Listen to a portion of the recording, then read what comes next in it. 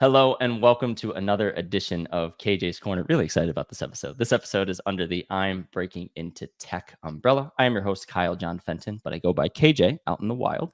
KJ's Corner, my podcast, where essentially I like to formalize what I would consider informal conversations with people I've networked with, usually on LinkedIn or I know them personally, in hopes you can extract those insights and apply them professionally, or worst case, you just enjoyed a conversation between two people. With me, I have my guest, Jesse. How do you say your last name, by the way? I should have asked that.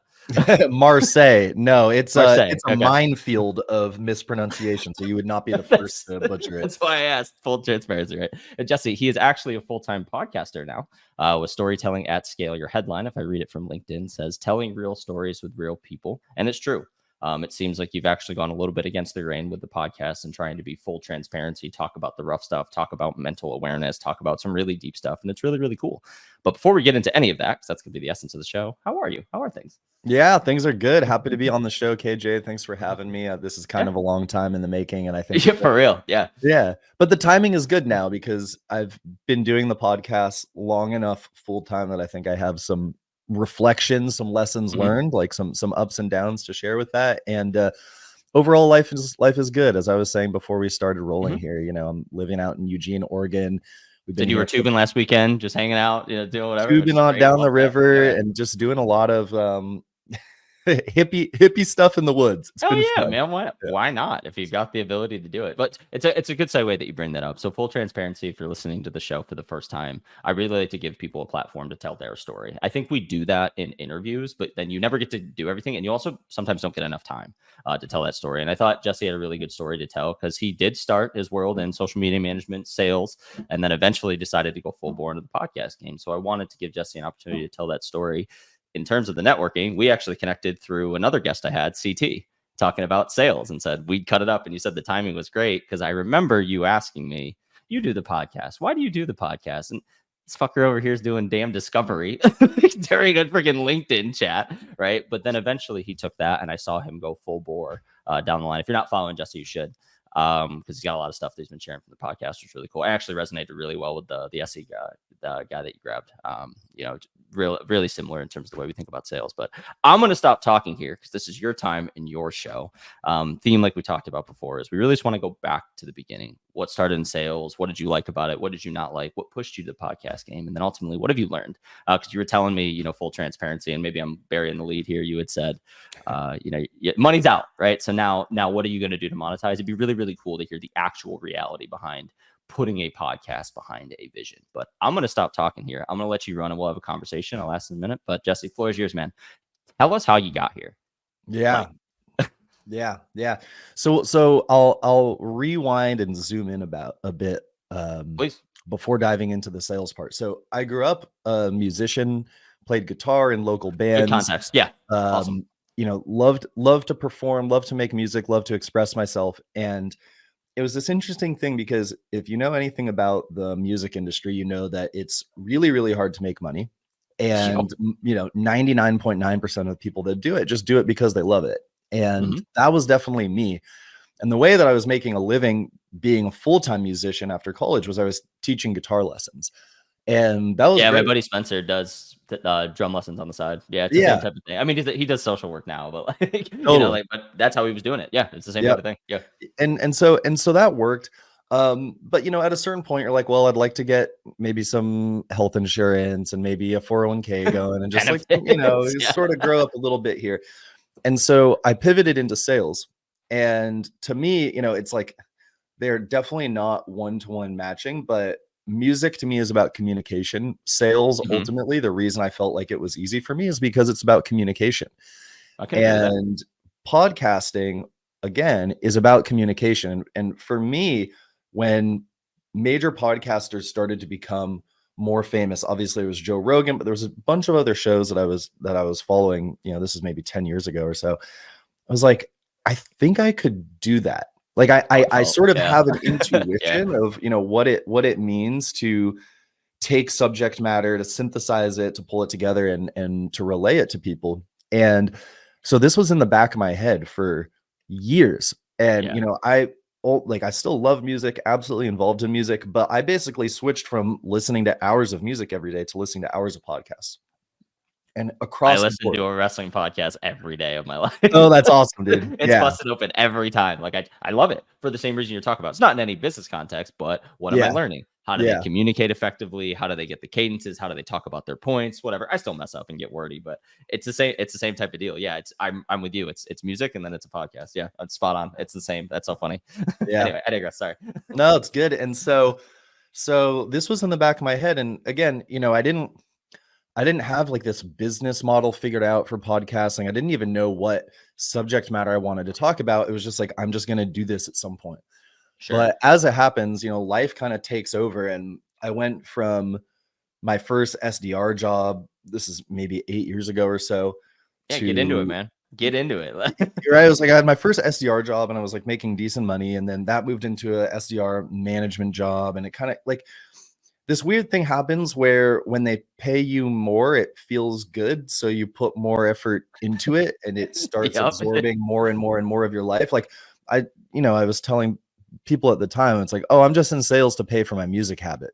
Because I just want to buy more guitars and like be able to tour and studio time. At the time, it probably wasn't a wrong statement. Because you're like, well, shit, I got to put food on the table. I might as well satiate my habit. And also, too, I'm sure you were probably at that time, you're probably also getting with your wife, right? Like dating actively at that point. Beginning, yes, that was also starting at that time, right? And it is a good point because you're like, if I want to like impress this girl and get married, I should probably have a little bit more security than being a guitar teacher. Yeah, I get it. Yeah.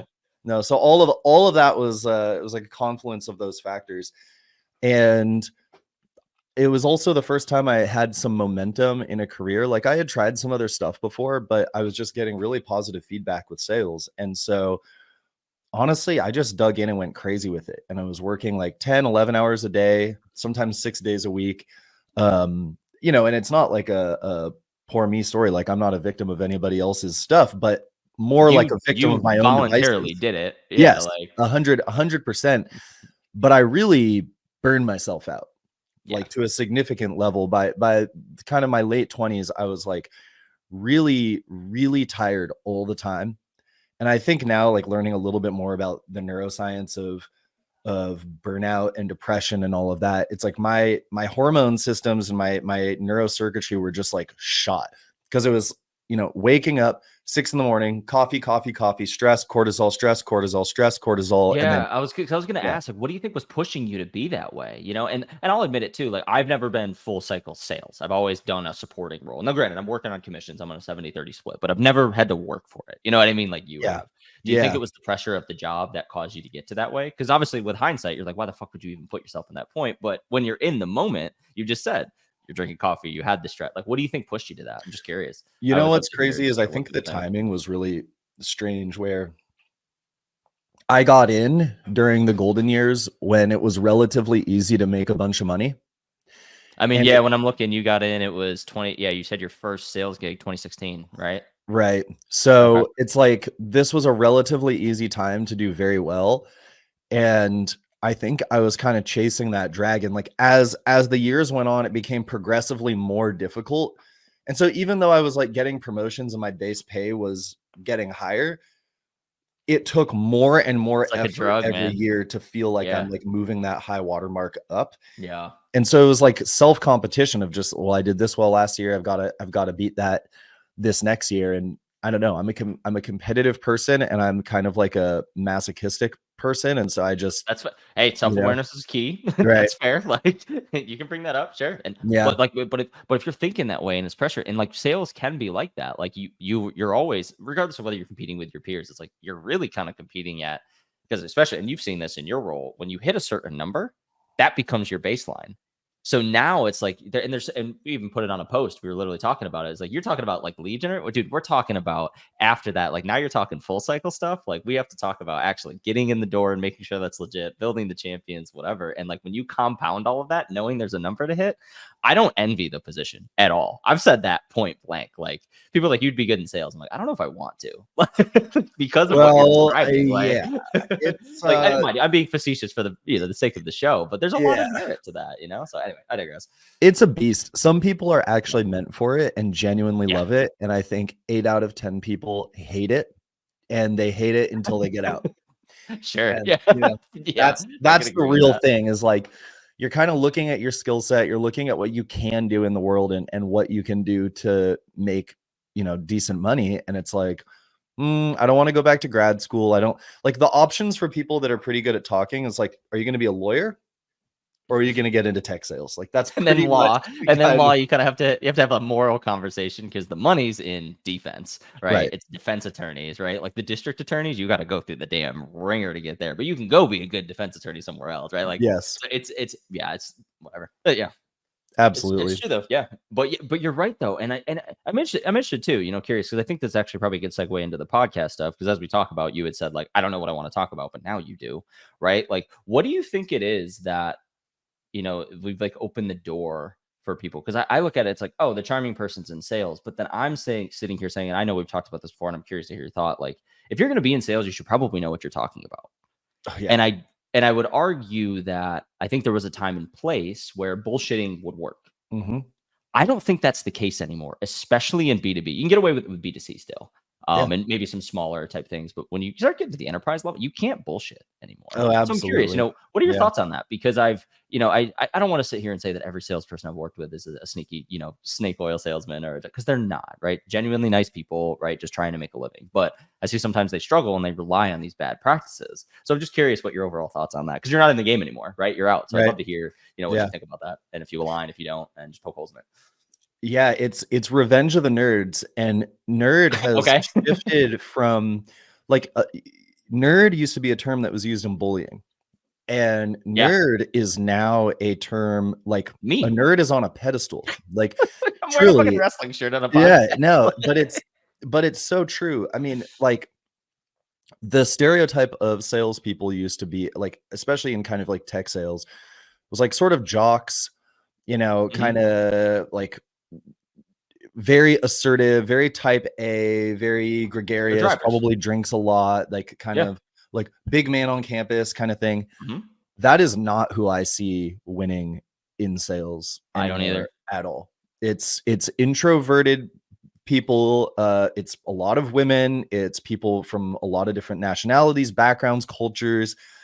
Because the other thing is like in the technology space, you got to look at who are the salespeople selling to, and it's like it's other nerds. Oh my god, say that again, right? Please. Yeah, it's like, who are you selling to? It's other nerds, and like again, I mean nerd in like the most endearing possible way. Like you're selling into IT, you're selling into mainframe specialists, cloud specialists. Like these are not generally star football player type archetypes. They're generally pretty brainy, bookish people that they know their subject matter probably better than you do. Definitely. And so that's a big shift. And I think, early on when software was really disrupting business in America, it was there was less technical depth because there was just less technical infrastructure. And it was more of like a surface level business conversation of like, hey, you guys are currently keeping all your records in paper files stacked against your wall. You want to just it to this onto, right? It wasn't that deep. And now you're dealing with very, very complex partnership agreements with many layers of the tech stack of internet technology, all kind of matrix together. And yeah, it takes smart, bookish people to understand what's going on with all that. Yeah, and to your point, like, and I'm in the game, right? Because I like people are like, oh, you work at Salesforce. It's like, hey, but I don't sell CRM. I work with the automation part. So when you say, hey, I already have this module, I'd like to take data or have a trigger to have it run and do something. Now I come in and have the conversation. But here's what I have to understand automatically to corroborate your point. I have to understand how Salesforce is being used. I have to understand how their systems are being used. Oh, and by the way, I also have to understand those systems as well. So I can even actually be able to break down, okay, do we have an API for that? Do we have to use some sort of scripting mechanism, whatever the case may be? Like, and I don't think people necessarily understand that. And to the point you're making, if you're just a generalist who's just been bullshitting your way through, you have no foundation to actually learn that. So when you go in and try to sell to that individual, they can see right through it because they know you don't know the subject matter. You're taking bullet points on a slide you read somewhere and trying to have that conversation. And then you see through it and you're like, well, why didn't it work? Everything lined up. It's like, well, it didn't line up because at the essence, we're having a conversation around things that actually matter. If you're giving things that don't matter, well, there you go. It's so funny you like bring that up, and like it's like sometimes people have this like full circle moment when they've gotten out of it, and I'm like, yeah, the ones of us who are still in it, we've been doing that. We've been doing what you're saying, you know, like because I know I'm more extroverted in the podcast, but I'm the techie. Yeah, I'm the engineer. I'll show up and I'll give you the demo for 5 minutes, and I'll also sit there and shut up if you want me to. That's fine, because guess what? They're gonna ask me how the tech works. I'm gonna show them exactly how it works. Like, if you're gonna buy a software, right? I mean, especially probably been doing this in the podcast game, right? What are you gonna ask for? Show me how you do it. Well, because the other thing too, and I mean, this probably sounds like dismissive, but like the effective salespeople are not even having sales conversations. No. It's not what you think. I don't have a sales. It's not what the LinkedIn sales influencers are trying to get you to believe, that sales is about staging value at opportune times throughout the conversation. Like, here we're gonna like as if it's this formulaic timeline that you're gonna move through. Typical classic enterprise sales that stems from medpic bullshit. Like, it's just not how it, like, when you've actually been, like when you've been behind closed doors, you've been in those meetings or whatever, like it's really two people talking about technology and asking each other questions, and the person that you're selling to is smart enough and aware enough that they are evaluating whether the value exists or not. And like they're doing it way more than you are. And right, exactly. Like, you're not, they always say it's like, make sure that you have like a teaching moment and like be consultative, like educate your buyer. Like, I can count on one hand the times I've seen sellers actually educate their buyer.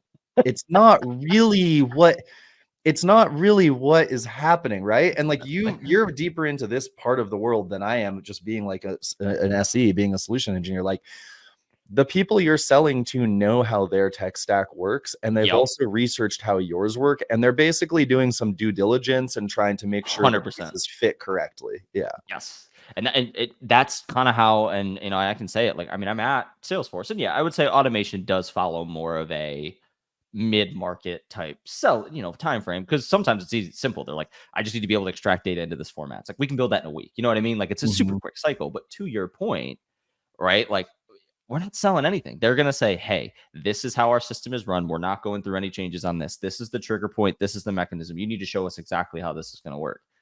I'm not selling at that point. Right. Now, and then people talk about proof of concept and selling value. It's like, well, it's very easy if you know your product to say, hey, we're going to show you how this works. This is what it costs to do this. And you have the same conversation at once, right? That's what's happening in the world now, right? Not this antiquated have 3 meetings or whatever. And the companies that are operating that way, they're either bought out by some massive big 4, big 6 consulting firm anyway, and they're just offloading all the work, or they're behind.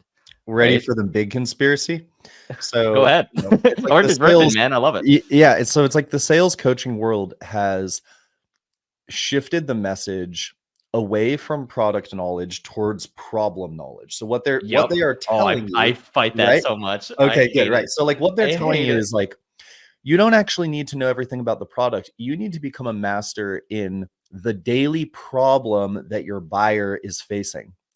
And the reason they're selling that as a coaching thing, as a sales training thing, is because if you are a sales trainer, consultant, you can't know the product that all of your potential buyers, the buyers of your sales training, are going to sell. Of course, so you can't actually formulate a package around product knowledge. So you have to create this generalized framework of master the problem, because it's general and abstract enough that it can apply to anyone, and you can talk it to them. Well, but again, that's master methodologies in one. Yes. Yeah, but it's like, no, actually, like, if you're selling real technology, product knowledge really matters. I thank you. Honestly, thank you. And I'm going to remember that you said that. And I'm going to bring this up again at some point. But it's so true. And I think that, to your point, I think that there was a time and place where that worked, because like you said, when it was the .com boom, no one knew what the fuck was going on. Right. Now you're talking like, let's just use Salesforce as the example, but you could insert HubSpot, you can insert Marketo, you can insert any CRM, right? But like, let's just use that as an example. There are so many different versions of that now it's so inundated in the working fabric of how companies operate. Good luck displacing it, right? So now your conversations become, this is my how it's working now for us, we have to not only spend the time to diagnose if they're using it right, and then if they're using it wrong, how to make sure that we can still have them leverage it effectively or have the bigger conversation around actual digital transformation. None of this has anything to do that fits into a selling framework at all, because it's not stages, it's not phases, it's being actually consultative, but you can't possibly be consultative if you don't know the product. Exactly. If you don't know how the entity relationship diagram works behind a database that is ultimately populating that data to what you want, right? There is no way in hell that you're going to have an actual effective conversation with someone who matters at that company. I'm sorry. 100%. It's not going to happen, right? Now, you might be able to get the lead in. And this is where I love that we're just talking about some hot topics. This is where I fight with SDRs and BDRs who think they're doing a good service by booking a bunch of meetings. I've been asking forever. And it's hard to do the study because tracking sales data, which you understand, is sometimes a fucking, mishmash, right? Talk to me about your conversion from lead to sale, not meeting booked. Tell me closed one. Because what we're describing here is if you lead with just the essence and the framework and don't have any product knowledge, and then you get to the point where someone like me is talking and now there's a disconnect, now that rep gets screwed, but you got paid because you booked a meeting. Well, but here's how the incentives work is no, I know. Do you see what I'm saying though? Oh, it's of course, yeah. And I get it. And mind you, I'm not bitching at BDRs and SDRs, but I'm fighting it and being like, hey, by the way, like this is what happens. Well, so the sales cycle in enterprise is long enough that the best SDRs have been promoted or switched companies by the time that data would actually reflect on them. Correct. Yeah, because it's 3 to 6 months they killed it, and then they just bump them senior. Yeah, exactly. Yep. That's exactly right. Yeah. And then of course now they're following it in, and then they're like, oh shit, what do I do here? What do I do here? It's like, yeah, okay. Like it. Yeah. I honestly, so here's a question for you, because now we're riffing on it, and we'll eventually get to the podcast. This has been great. I actually think the optimal path should be you start at an associate level as an SDR or an SE. Or customer success. Or customer success. Yeah, that's fair. Totally fair. Yeah. And then you go to an associate. I say associate for a reason, to do the simpler type things, the demos, the easy pitches, the whatever. Then you go to an account executive role. Then from there, I think you should move to I a talked full to this solution guy, engineer role. I think that's the way it should be. Now, mind you, infrastructure wise, that's a pie in the sky idea. But if I think about what you're actually getting exposed to, it gives you the exposure to the full cycle without actually holding you responsible for it, because you can't possibly be when you're 21. I'm sorry. So I talked to this guy, Adam Menderovich, great guy. He was on my podcast. I've seen him a few times. Yeah. And what we talked about had nothing to do with sales, but he's very, very smart and has some really interesting ideas about sales. So, he's old enough that he was in technology sales in the 90s. That's really when he came up. So he saw when it first was bubbling up. Yeah. Right. And so the way that he described it was new salespeople would always be in customer success to start. And this is when you were still in person, going to your different customers, meeting them. So like the new sales rep, in CS would be attached to a account manager. And they would go from account to account and learn, like, here's what we did for this customer. Here's what the relationship is like. These are the outcomes that we drove. And they would spend a year doing that. Just doing that. Yeah. And then they would take what they learned in that experience and then go into outbound and stir up conversations and find new business. That makes perfect sense to me. Yeah. And the reason that got flipped is because of startups. So technology used to actually be not really like technology, and internet technology sales used to be associated with very big companies working with other very big companies. This was pre-Silicon Valley, like startup world, VC world. Yeah, it was all like the companies same. like IBM had, kind of started to integrate into other big partners. So this phenomenon of like, oh, we have a company with only 4 people out there selling this huge software. You couldn't build stuff like that 30 years ago. No, because you didn't have the ability to scale in a virtual way, but now you do. Now you do. Yeah. And to your point is, like we're talking about, you had these, honestly, we're just shooting our shit, right? They were vaporware methodologies that they could inflate put a go-to-market strategy behind it, get some VC backing, and there you go. So what do you need at that point? You don't really need people. You need bodies that can regurgitate a message, right? And I hate to diminish this too, because I worked at a startup, and I'm honestly, they gave me life-changing wealth, even though they can be like UiPath will always and forever be one of the greatest jobs I ever had in my life, right? And I'll give all the kudos in the world, right? But like, not for nothing, at a certain point, when I watched people come in, they were bodies. They weren't people like me who learned the product, was building shit in the product and said, yeah, let's sell it. Like, they were just people who came and did it. You know, they manufacturing for 15, 20 years, whatever, came, they were making a quick buck and then they were out. But it's that. And then I look at even like kids out of college too. It's like, they just needed people to get on the horn. And then I'd sit there and talk to the BDRs and coach them up. And they're like, oh, me learning the product helped me out so much. It's like, yeah, stop giving me shit leads.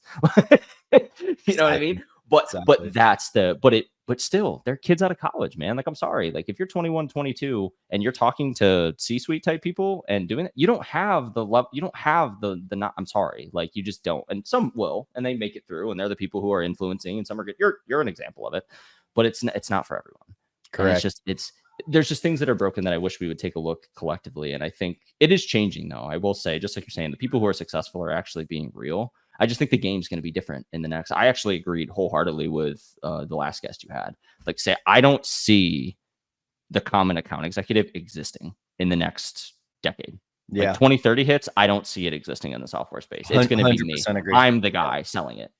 Yeah. Right. Because what do I have? I can demo the basic stuff for you. I can get deep. I can get technical. If you really want to do this like professionally, I can tell you exactly why it's going to be professional, and I can connect you to exactly with professional services and make this happen. Right. Like, that's the type of person it's going to be. And that doesn't exist in the common executive role or account executive role today. Do you agree? I mean, 100% agree. Yeah. The writing's on the wall. And if you've ever like actually looked at the customer acquisition costs on average, it's just going up. Yep. So having humans do this is like, it's just not profitable. Right. In 90% of cases, there's going to be, everyone wants to point to the outliers. Like, yeah, for sure. But if you're selling something that's worth less than $50,000 a year, you're not going to have humans doing lead gen for it. No, because there's no reason to. And it's like, I was even yelling at UiPath. We'll get back to the podcast thing. We'll round it out. Yeah. But it was just more like, no, this is great. I'm just cutting it up. But I mean, saw this at UiPath, and I was like sitting there and I'm going, so we offer it online, right? And I was like, automations eventually, because then I look at like AI agents and so on and so forth. And UiPath isn't in AI agent specific. They have AI enabled capabilities, and that's at building stuff. I actually think RPA is going to be freaking awesome for companies once it starts getting more consumed by consumers. But that was the thing, is I was like, the consumption model, more people need to be consuming this product in order for it to scale. But I don't need a bunch of SDRs calling a CEO to be like, hey, you need automation today. You should buy these software robots. You need to be showing the people 4 levels below that are doing the work on the ground that can be automated so they can actually make their lives better, right? I don't need an SDR for that. I need a good marketing pitch or someone who, like me, who can educate them and be like, hey, by the way, take this course and upskill yourself in 30 days or whatever the case may be. And it's like, oh, holy shit, right? And then now you start talking about what you did, community management, building that, and so on and so forth. And sometimes it's off. But yeah, I agree with you wholeheartedly. If it's something that you can research and figure out how it works online, I don't think you need anything from a lead gen perspective. You need someone who's going to be there to eventually answer the questions. Yeah, right? AI is just going to feed you the right ad at the right time that's connecting way more data points about your curiosity and behavior than any human signal-based outbound. Which, by the way, you ever say something and then all of a sudden it shows up on your phone? Yeah, they've been doing that for years anyway, because they know at your age, based on your demographic, based on this thing and your Amazon freaking search history, they know what they can target. Because guess what? All that data is being loaded into and modeling. AI is just now a culmination of all these technologies working together. 100%. And wait until Slack starts selling your conversations, right? I mean, it's like, it's Salesforce, but here's what's happening. We're selling it in Einstein. We're not actually selling your data. We're using it to build a language model based on your searches. So now Slack AI, what do? You search something and now it's linked to all of your knowledge bases. So that way it pulls up. It's super dope, right? Why is that important? Well, from a business context, I need to be able to feed it something so it actually contextualizes what I'm doing, not creating shorts and posting them on TikTok. You use that to edit them. There's a difference. Yeah, I digress. Yeah, let's segue into the podcast stuff, because I'm sure we could riff forever. So we did sales forever. Clearly, you're knowledgeable on the game, and I would argue you probably took that to getting the podcast. So what did you think you had to offer when you started storytelling at scale, and what's been successful and what hasn't been successful? We'd love to just hear that. I love that question. So what I had to offer was I could create an environment where people felt secure and safe to share some stories that were pretty vulnerable for them. Love that. And so, from the sales skills, like people that aren't in the sales game couldn't believe that I could just get guests. And I'm like, this is just basic outbound. And dude, I reached out to like, I don't know, maybe 15 of y'all, and like 80 you responded. And I was like, that's a crazy hit rate. right. Because it was easy, because I built a relationship before and said, hey, exactly. want to come on And chat? people want to be on the show. But like, but for the kinds of conversations that I want to have, because they are intimate, personal conversations, I did have to approach it just more delicately and trying to show people that like, it's just how you write things and how you say things when you're on that intro call of like, I'm not trying to have you on the show to use you like a pinata, just like abuse the fact that you have this vulnerable story. Like, I want to help you tell it so that other people that are going through the same thing can benefit from hearing it. Yep. And that just comes down to your tone and your sincerity and, the way that you hold yourself on the call. And that's what worked. And it was a good fit for me because on the one hand, I think I was able to create this professional look and feel to the brand and all of that. And my wife helped me with it. God bless her. She's been super helpful with this whole thing, just with the like logo. I'm going to be honest, dude. I could tell you had a woman's touch. I'm gonna like, I know that sounds, I'm so glad to hear that. And I will let her know that you said that. Yeah. Like when I saw that, I was like, a woman helped him with that. Like, and mind you, I'm giving my wife all the, 2 kids now, dude. Like, she's a super mom. Like, dude, women deserve all the credit in the world. It's a woman's world. They just disguised it as a man's world. They've been calling the shots forever. But but there's something about, I don't know if it's the way that it's like the filter you put on it or whatever, but when you look at it, it's got the calming essence, even though it does mean really serious. Like the black and white does indicate a little bit more of like a noir, whatever. But I would just wanted to, like, I could tell there was a touch of like femininity that I thought was really good.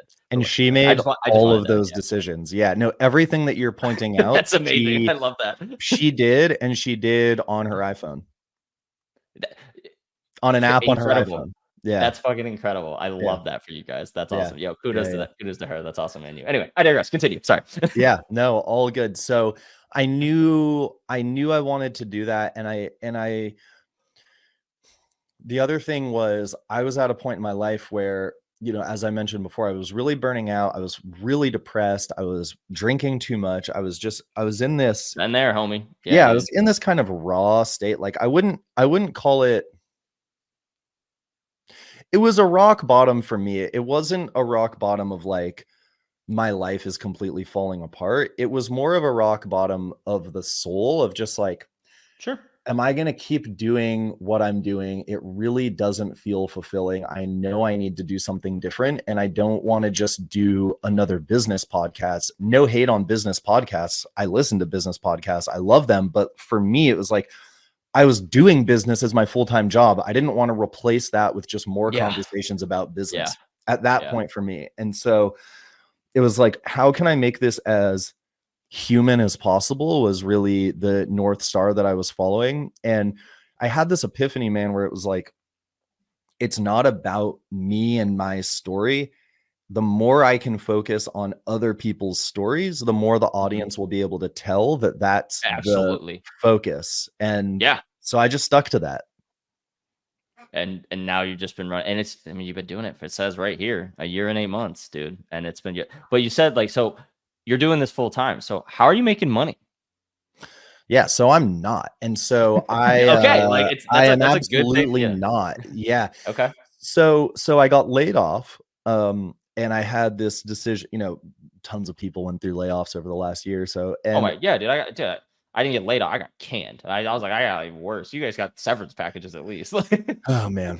Well, that's a whole other story. Like I said, that's me just getting my little gripe out. It sucks for anyone because it's a displacement based on bad business practices. You know what I mean? Like, it's not you as much as it's like they put you in a position to fail, which sucks. But whole can of worms we could open there, but to no leave that, to compartmentalize that for a second, it was like I had enough savings at that time that I knew I didn't need to immediately get a job, and I knew that I needed to take a few months to go full time on this to really focus in.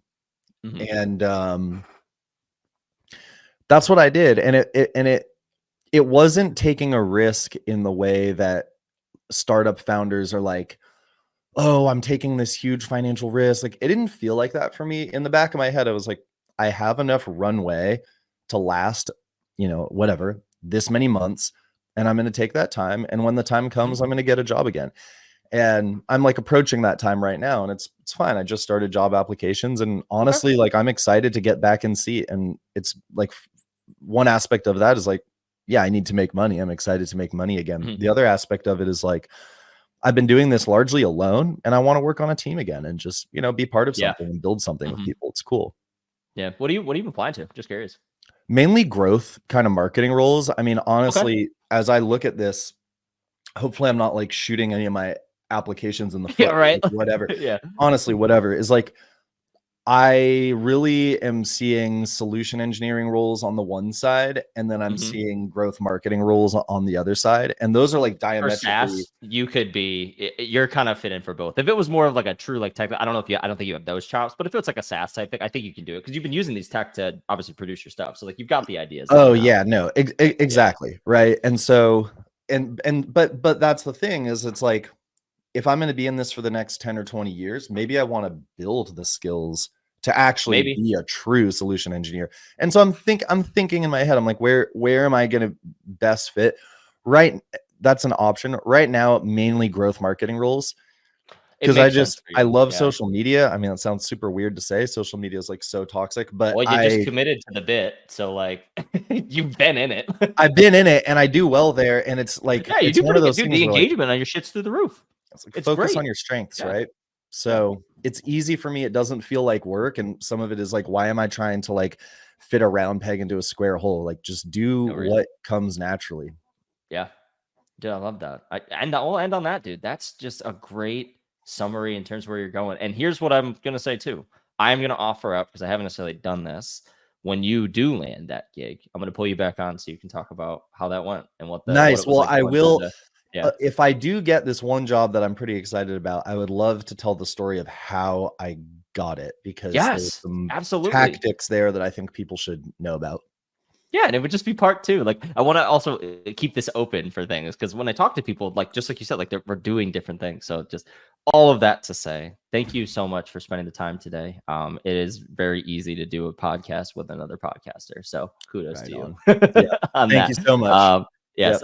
When this airs, obviously you'll be tagged in our teaser videos. Are you cool if people connect with you on LinkedIn? Oh yeah, absolutely. Find me Jesse Marseille on LinkedIn. Find me on YouTube. I'd love to chat with any of you. Awesome. That's great. Thank you for the plugs there. If you like this episode, please give this a like. Of course. I've been KJ. This has been Jesse. Thank you once again. Anything else you want to leave the folks at home with, or we all good? If you have something in the back of your mind that you want to do, just freaking do it. Does not matter if it makes money. Just go for it. It'll feel good. Spot on, man. It's just like this. Thank you once again. This has been Jesse. I've been KJ with KJ's Corner, and we'll see y'all next time. Thanks. Cheers, guys.